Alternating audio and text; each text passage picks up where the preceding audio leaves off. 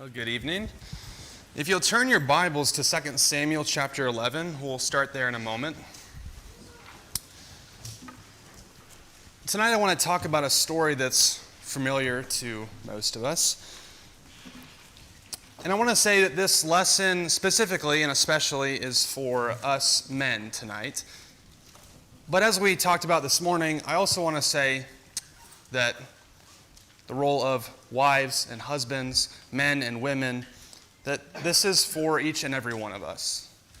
And so I would ask that each one of us approach this lesson tonight with ourselves in mind, that we would examine ourselves and think about how this story, how our lives fit into this story. So if you'll turn to 2 Samuel 11, I want to talk about David versus Uriah, a story of mighty men and faithfulness. And so I want to start with David. When good men let their guard down. What happens when good men let their guard down? Starting in 2 Samuel chapter 11 and verse 1, it says, "In the spring of the year, the time when kings go out to battle, David sent Joab and his servants with him and all Israel, and they ravaged the Ammonites and besieged Rabbah, but David remained at Jerusalem. It happened late one afternoon, when David arose from his couch and was walking on the roof of the king's house, that he saw from the roof a woman bathing, and the woman was very beautiful. And David sent and inquired about the woman, and one said, 'Is not this Bathsheba, the daughter of Eliam, the wife of Uriah the Hittite?' So David sent messengers and took her, and she came to him, and he lay with her. Now she had been purifying herself from her uncleanness, and then she returned to her house.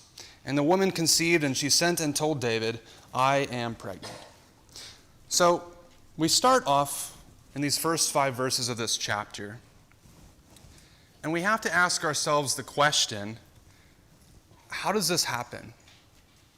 How does a man like David, a man who's described as being a man after God's own heart, fall into such a deep pit, fall into this adultery? And I want to suggest 3 things that we see in these first 5 verses that David does that lets his guard down, that he's a good man and he lets his guard down. So there's 3 ways he does that. The first is irresponsibility.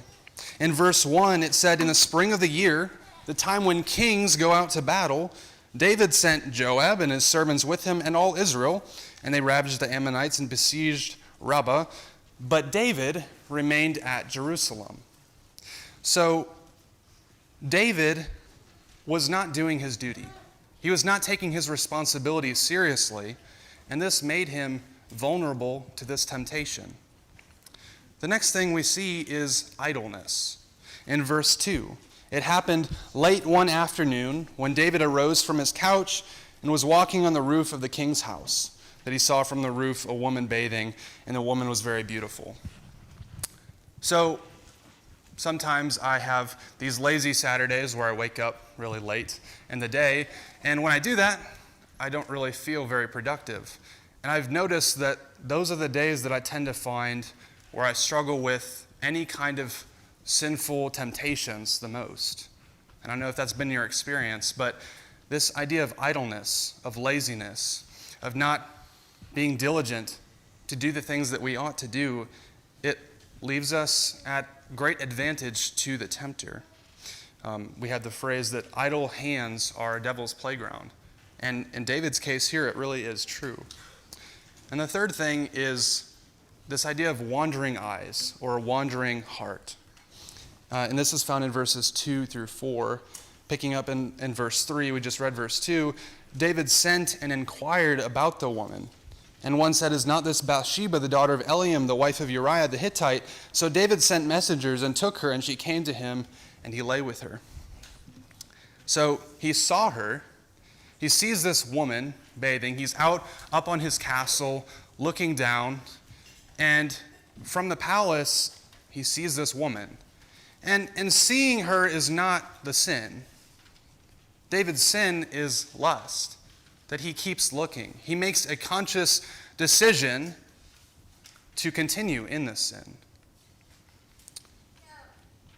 And David had, at this point, many wives, but they didn't satisfy him. He chose to keep He chose to inquire, to seek, to obtain something that was not his own. And these wives that David had, they couldn't satisfy him because lust can't be satisfied. The whole point is that he's looking for something that's not his own. He's trying to obtain something that doesn't belong to him. And so he wasn't satisfied with what God gave him. He also, like Job in Job 31, he hadn't made a covenant with his eyes, where he premeditates on this and he thinks beforehand, I'm going to make a conscious decision not to fall into this sin, to guard myself against temptation. And so David lets his guard down and he falls into this.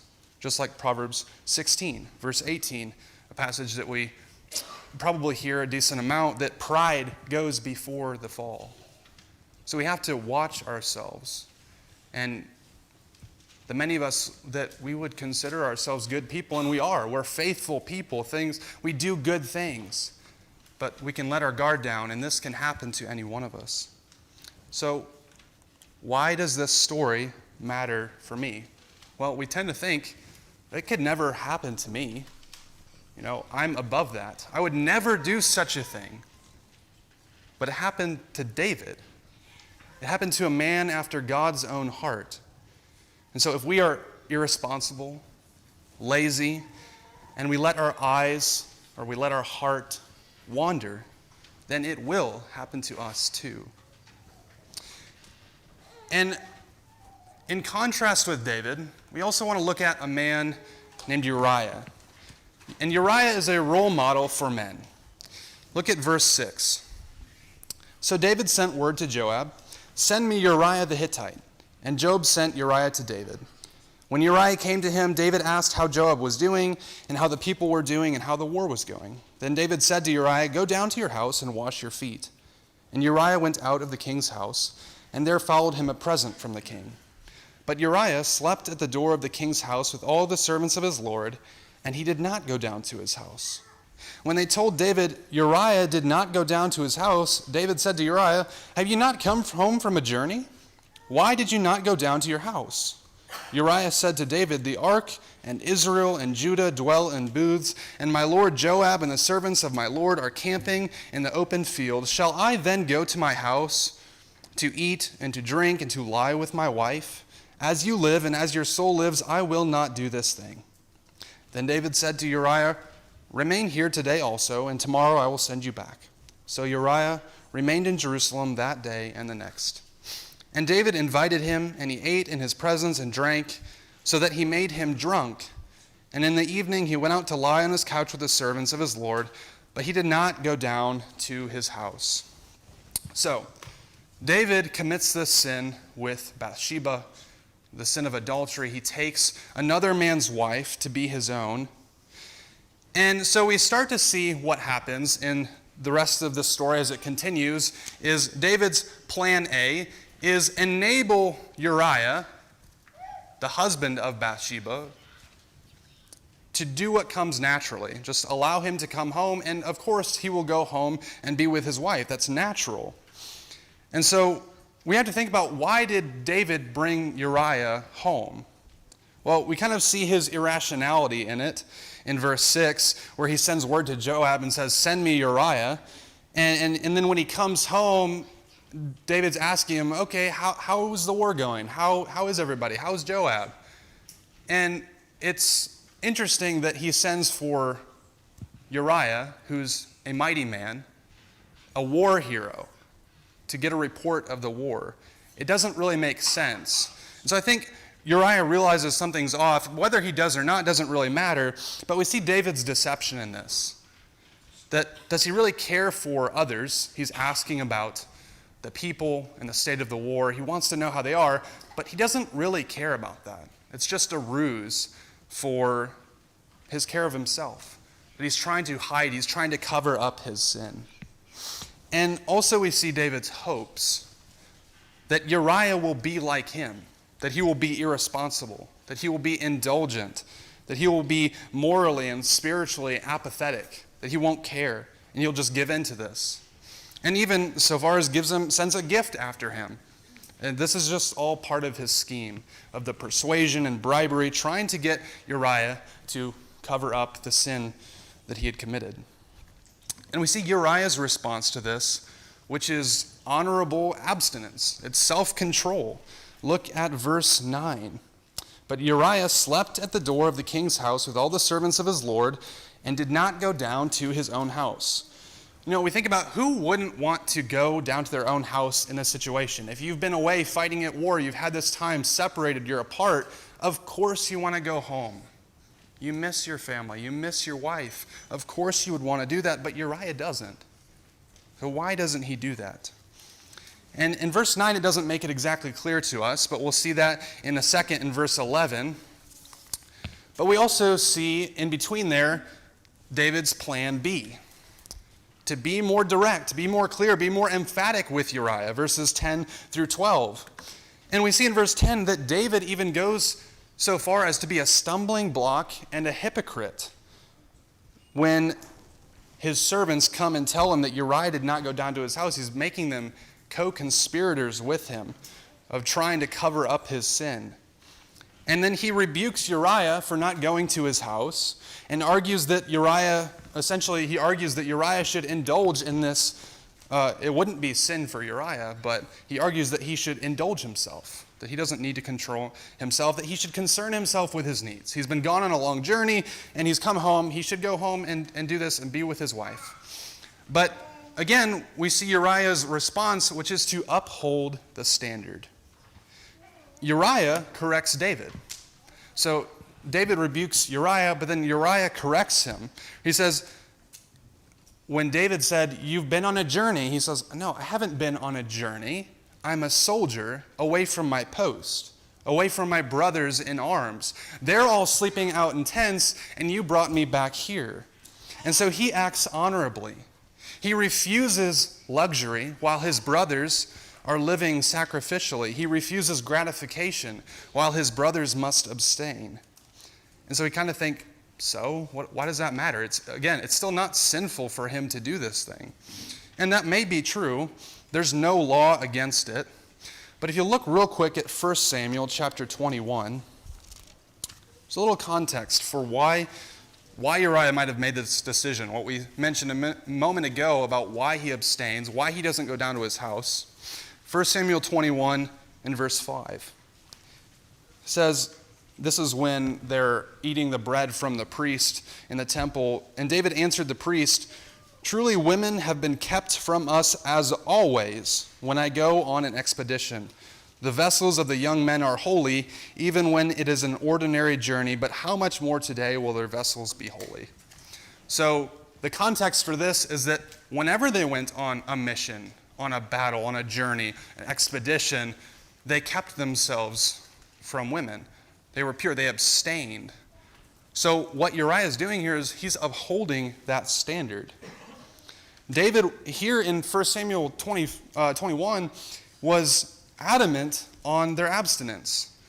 But now in 2 Samuel 11, he's trying to compel Uriah to indulge himself. And we read in the New Testament in 1 Thessalonians 4, verses 3 through 5, "For this is the will of God, your sanctification, that you abstain from sexual immorality, that each one of you know how to control his own body in holiness and honor, not in the passion of lust like the Gentiles who do not know God." And we just see that in this story, that it may not be sexual immorality for Uriah, it's his wife, but he still controls himself in honor, in holiness, in clear contrast to David. And so Uriah rebukes David. He understood what David wanted. He said, "Shall I go home and do this thing and lie with my wife?" He knew that's what David was saying. You should go home and do this. He's saying, how could I do this? And so he refuses humbly but steadfastly. And Uriah's lack of concern for himself and for his needs, the very thing that David was trying to get him to focus on, that is what keeps him faithful. And so we see the next plan C of David. Well, let's get him drunk. Get Uriah to do drunk what he won't do sober. In verse 13. So David is getting increasingly more desperate to hide his sin. And so he makes Uriah drunk. And Uriah's response to this is he is resolved. He has fortitude. Even when drunk, Uriah will not violate his conscience. He's a better man drunk than David is sober. He does not allow any excuses for why he should give in to this, why he should indulge himself. He's resolved. He remains steadfast. And so the final plan D of David is have Uriah put to death.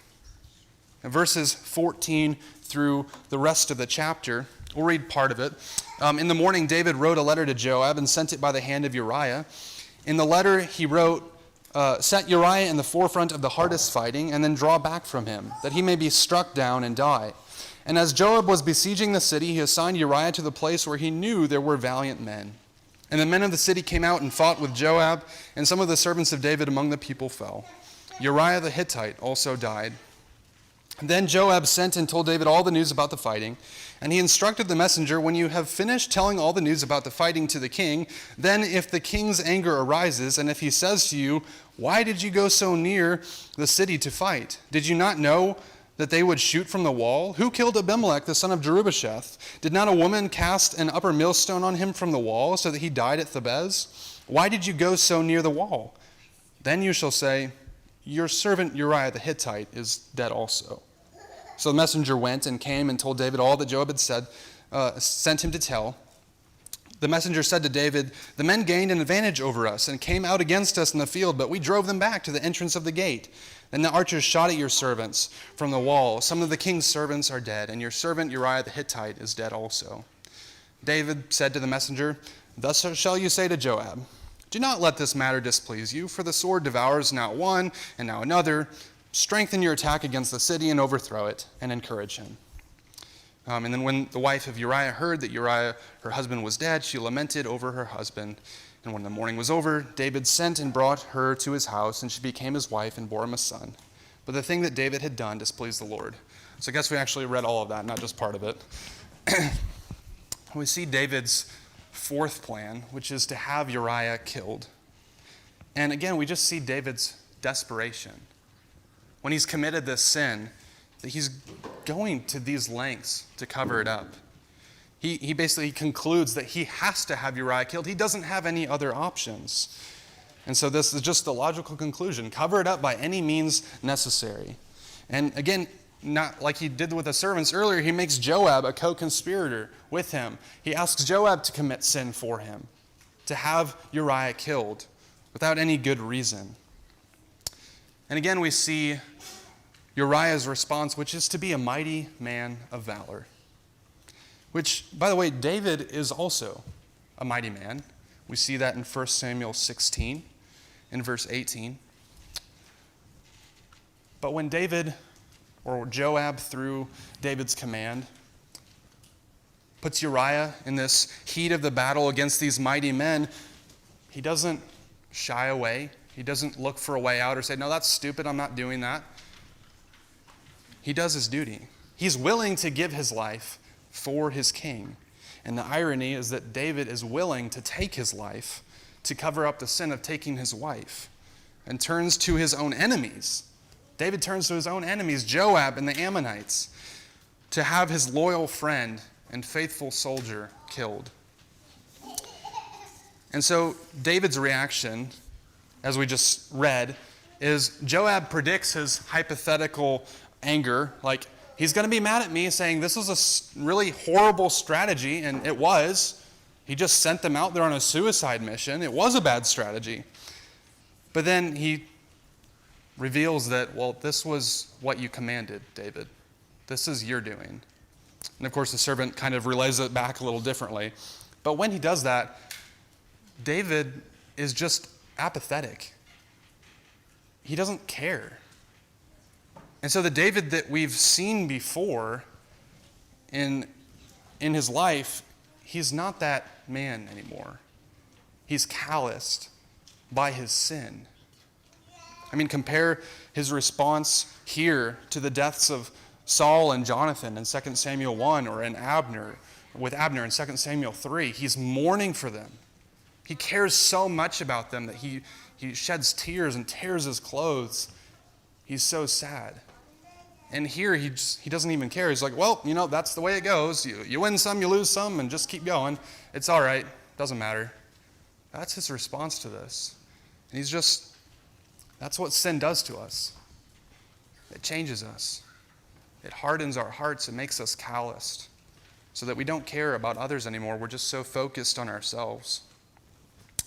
And so one thing about Uriah's death, is it just pointless? Or is it an example for us? In the Gospels, Jesus says in Matthew 16, verses 25 and 26, whoever would save his life will lose it, but whoever loses his life for my sake will find it. For what will it profit a man if he gains the whole world and forfeits his soul? Or what shall a man give in return for his soul? The punishment in God's law in the Old Testament for adultery, it's death. So David was seeking to save his own life. And through that, he was losing his soul. And Uriah was faithful unto death. He did not seek to save his life. He willingly gave it up for what is right. He lost his life for the Lord's sake, for God's sake, for David's sake. He died with honor. And more importantly than that, he lived with honor, with sacrifice, with resolve, with faithfulness, and with valor. And, as men, we dream of being that way, of being noble and valiant in life and in death. But are we willing to live that kind of life? Self-controlled, sacrificial, faithful. We might be willing to die that way, but are we willing to live that way? And then we see that Uriah, again, as an example, his death isn't pointless. Because in this story, Uriah is not a chump or a sucker. Uriah is a hero. He's a role model for men of how to live faithfully, how to be a mighty man of valor. And we see that he is remembered by God. In Matthew chapter 1, verse 6, in the genealogy of Jesus, he is mentioned. And David was the father of Solomon by the wife of Uriah. So even that much time later, this woman, Bathsheba, is still referred to as the wife of Uriah. God remembers his faithfulness. And then we read in the last verse in 2 Samuel 11, verse 27, the thing that David had done displeased the Lord. Because the story is not over yet. David's not off the hook. He may go on with his life. He takes Bathsheba and marries her, but his sin is still there. And so we're not done with that yet. And so the next or final point for us, the third thing, is that we go back to David and we see that it's not too late. Once we've gotten to that point, we let our guard down and we did those bad things, but it's not too late. In chapter 12, starting in verse 1, it says, and the Lord sent Nathan to David. He came to him and said to him, there were two men in a certain city, the one rich and the other poor. The rich man had very many flocks and herds, but the poor man had nothing but one little ewe lamb, which he had bought. And he brought it up, and it grew up with him and with his children. It used to eat of his morsel and drink from his cup and lie in his arms, and it was like a daughter to him. Now there came a traveler to the rich man, and he was unwilling to take one of his own flock or herd to prepare for the guest who had come to him. But he took the poor man's lamb and prepared it for the man who had come to him. Then David's anger was greatly kindled against the man, and he said to Nathan, as the Lord lives, the man who has done this deserves to die, and he shall restore the lamb fourfold, because he did this thing and because he had no pity. So the first thing that we see with David here, when he hears this story, is his self-righteous indignation. God sends Nathan, his messenger, his prophet, to David, and essentially what he's doing, at least from what all appearances and the way that David takes it, it looks like he's presenting a legal case before David, that he's telling him about this thing that happened between two men, and David's judging these men in a legal matter.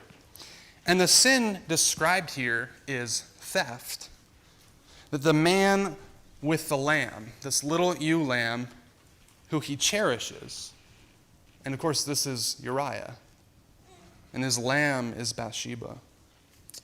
But David is self-righteous and angry. And he pronounces a condemnation. He says, the sentence shall be death. He has great sympathy on this character in this story. This person who doesn't even know who it is. He has great sympathy on them.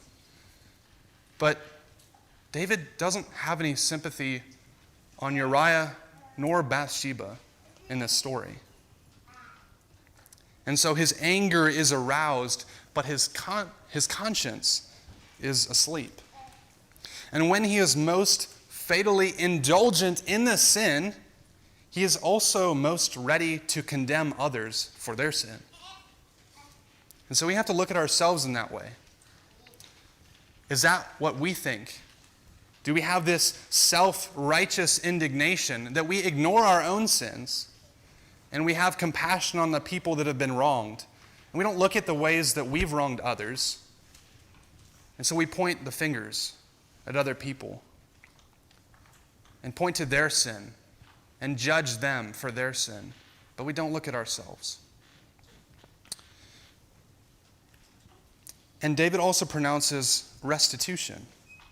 He says the man shall restore fourfold what was taken. And it's interesting because according to Exodus 22 and verse 1, that is the price in the law for what happens when you steal or kill a sheep that belongs to someone else. That they are supposed to restore it fourfold. So he deserves death, and also there must be a restitution. And we'll go to that in a moment. I'm not just bringing that up for no reason, but we're just going to wait a moment before we get all the way to that. The next thing we see is that David is exposed and punished. Look at verse 7. Nathan said to David, "You are the man.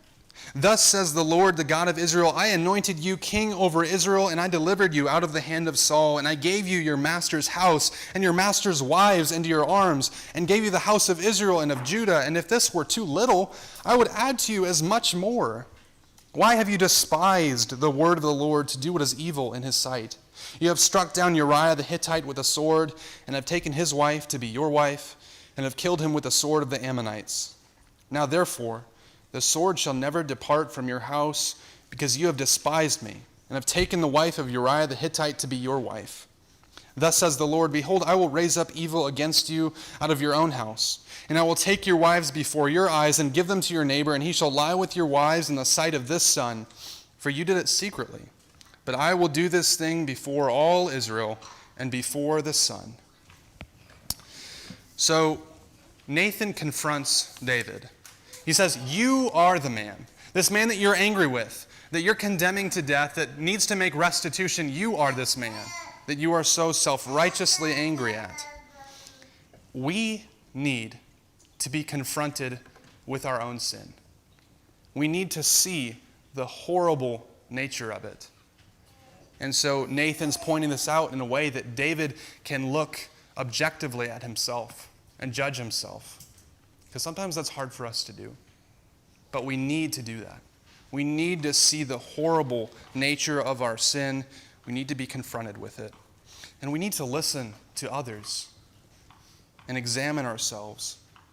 When others come to us and try to tell us our sin, what we've done, we need to listen.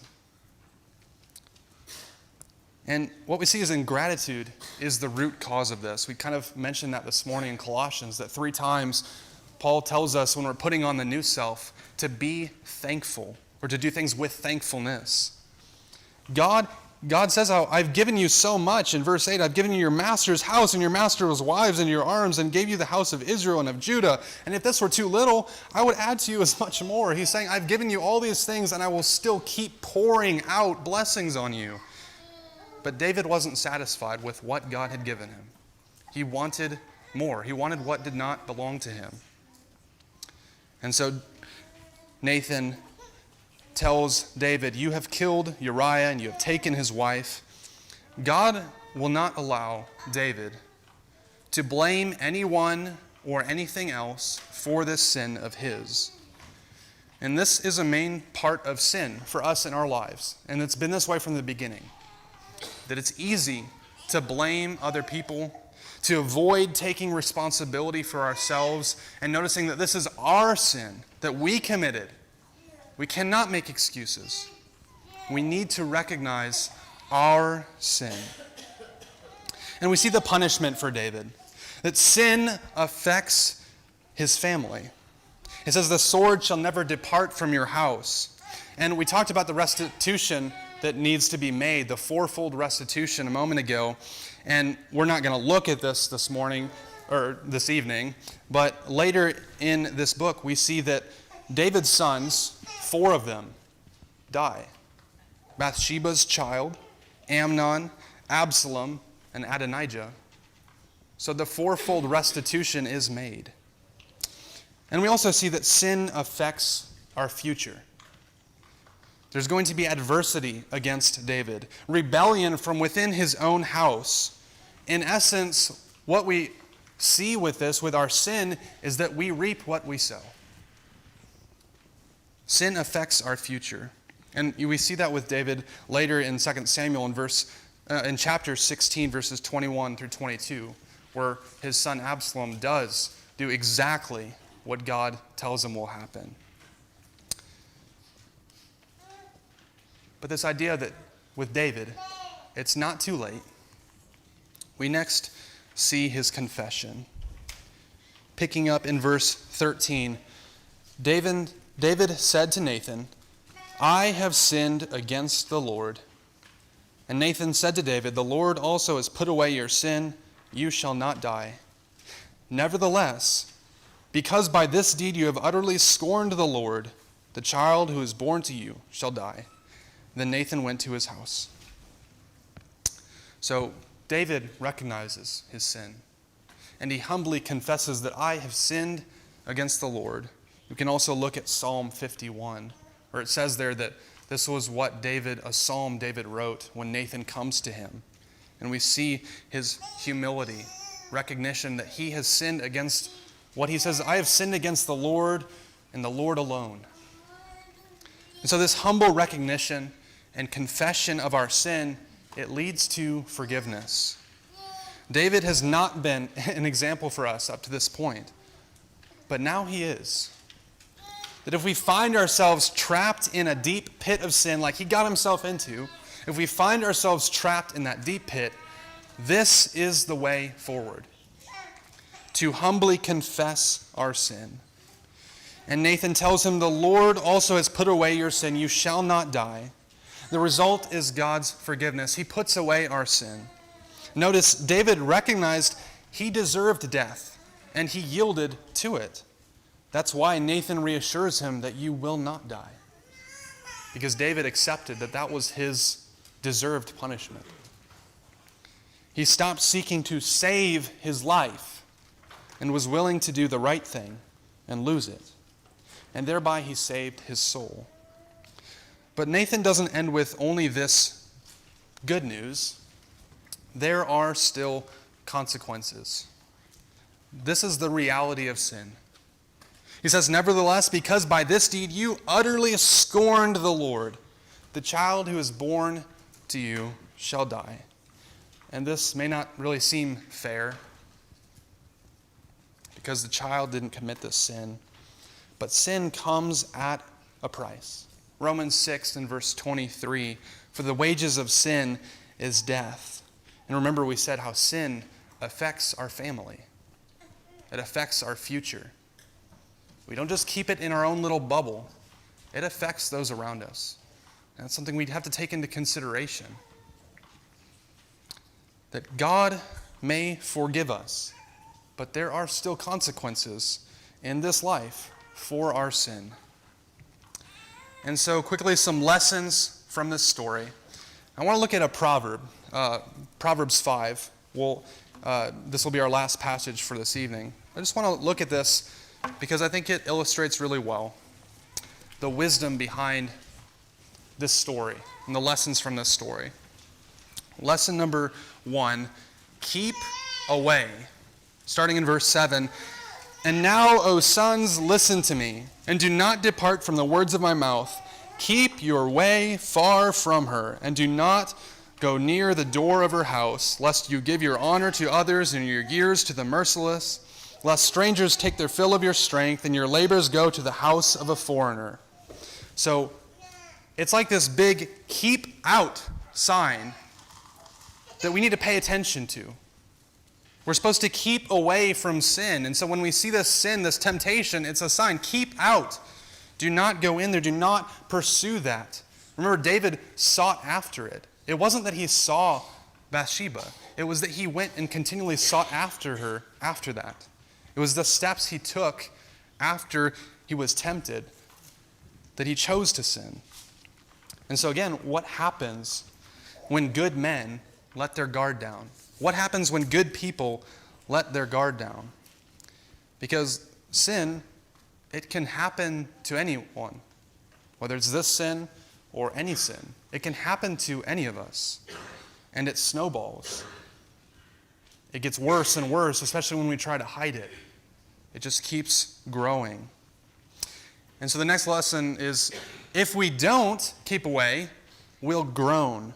Starting in verse 11, and at the end of your life you groan when your flesh and body are consumed, and you say, how I hated discipline, and my heart despised reproof. I did not listen to the voice of my teachers, or incline my ear to my instructors. I am at the brink of utter ruin in the assembled congregation. Sin has consequences. We have to take responsibility, and God will have mercy on us. It's not too late, but it is different. We can't escape those consequences of our sins, but we can be saved by God's mercy. Thirdly, rejoice. Rejoice in what God has blessed you with. Be thankful. Have gratitude. In verse 15, drink water from your own cistern, flowing water from your own well.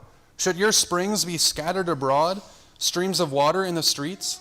Let them be for yourself alone, and not for strangers with you. Let your fountain be blessed, and rejoice in the wife of your youth, a lovely deer, a graceful doe. Let her breasts fill you at all times with delight. Be intoxicated always in her love. Ingratitude is so often the root of our sin. But we need to pull out that root, not just cut down the plant so that it keeps growing back over and over. We need to pull that root up and be grateful, be thankful. Just like Uriah did with his wife Bathsheba, that he cherished her. As Nathan said in that story, we cherish our wives, rejoice in them. And this is true for any sin. It's not just adultery. This proverb is talking about adultery, but it's not just true for that. It's true for any sin. Be grateful. Cherish what we have. Rejoice in it. Recognize how much God has blessed us and how much He wants to continue to bless us. That we have no reason that we should want anything that God has not given to us. That we take something that does not belong to us. Don't fall into this trap that people have been falling into from the beginning of time of, I see it, I want it, and I take it. We have no right to do that. And so fourthly, discipline or death. We get a choice. Verse 21, for a man's ways are before the eyes of the Lord, and he ponders all his paths. The iniquities of the wicked ensnare him, and he is held fast in the cords of his sin.